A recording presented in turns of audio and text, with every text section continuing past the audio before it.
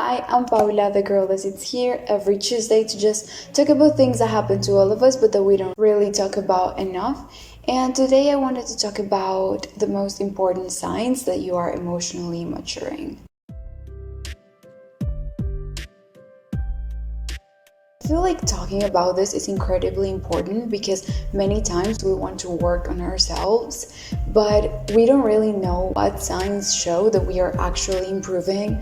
So we just feel incredibly lost, or we feel like all the effort we're putting in is really going nowhere. Or you know what, maybe we want to start like a journey of emotionally improving and just growing as a person in general, but we don't even know where to start.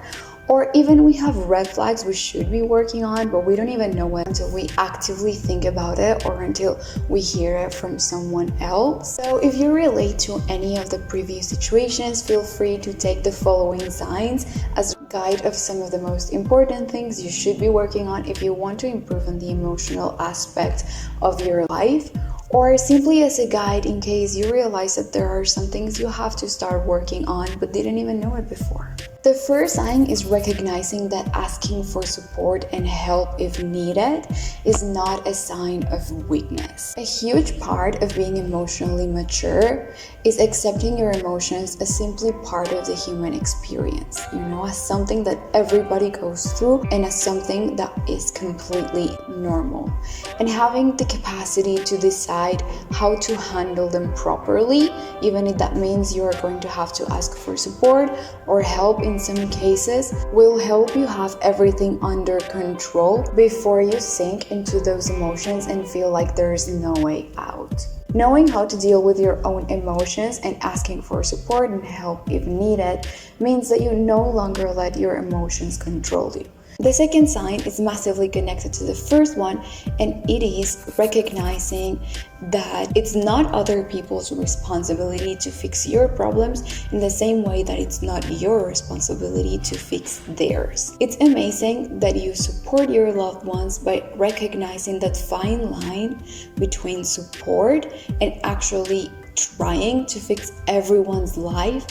It's a huge sign that you are maturing, especially once you start realizing that even though we all need support, everyone has to be accountable of their problems, and we as individuals are the only ones that can actually solve our own things. So if you not only work on getting better, but also expect the people around you to work on getting better as well, you're on the right path. The third sign is that you no longer let other people's opinions affect you. And yes, I know I've talked about this several times before, but I'm going to keep talking about it because one, I don't care, and two, it really is so important. I'm going to keep repeating it to make sure all of you actually start working on not caring about what other people think. Not letting other people's opinion affect you doesn't mean that you no longer have a visceral reaction to it. Because we all do, that's normal. If someone is mean, we feel bad. If someone is kind and compliments us, we feel good.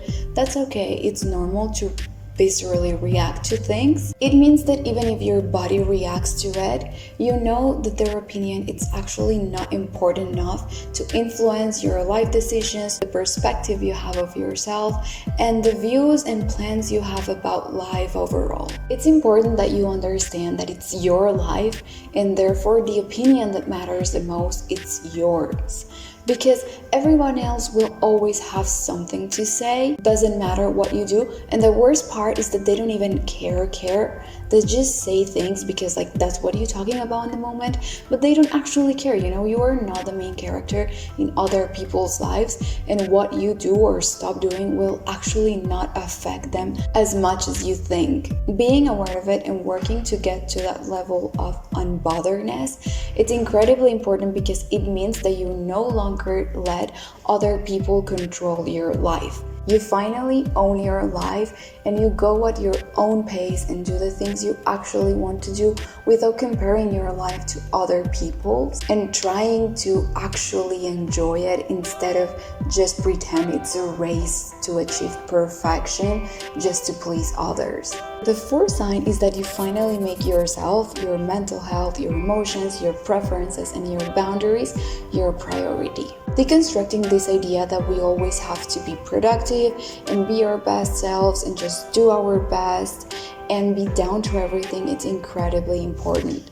Like, even machines need to rest. Why do we think that we have to be at our 100% all the time? It's important that you understand that rest, hobbies, knowing when to say no, and embracing your preferences and boundaries and priorities, it's also productive. You cannot be at your best and live a life that you enjoy, or at least try to enjoy, if you don't make yourself the priority. You need to give yourself the time to rest and just be okay, and not let other people make you do things you don't want to do or make decisions you don't want to make just for the sake of it.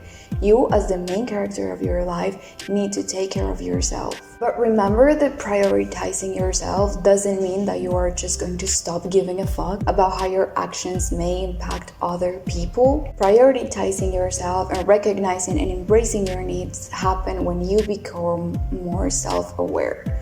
So use that self-awareness to also recognize the areas in which you may be failing or the characteristics about you that may be harming others, and start working on those as well, because you can expect to be surrounded by good people and by people who support you and understand you if you don't work on being like that as well and treating people with the same kindness you expect to receive. So remember that self-awareness, it's going to be the tool that allows you to build healthier and more mature relationships. And the fifth sign is that in the same way you hold other people accountable for their actions and expect them to treat you with respect, you also take the responsibility of your actions. It has a lot to do with the self-awareness I was previously discussing.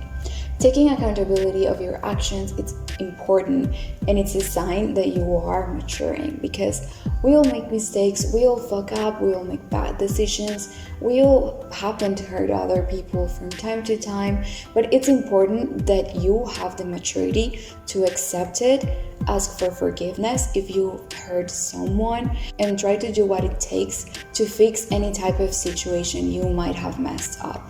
You cannot be an emotionally mature person and think that the rest of the people are always the one to mess up and that you're always the one that's right, and therefore they're always the one that have to apologize and try to make things up.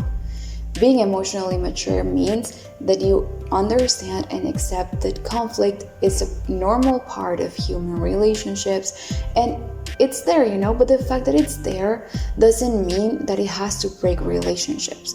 Being emotionally mature means that you are open to conversations and to try to solve things, especially when you are the one that caused the problems. Understanding the importance of self-awareness and accountability will help you build and maintain healthier relationships, because you are not going to lose good people out of pride, and you are going to know that that's exactly what you are going to expect from others as well. So that whole deal of not communicating feelings, ghosting, or ignoring people when mad, or always playing the victim, we don't do that in here, and we also don't tolerate it from others. And that's it for today. Thank you so much for being here.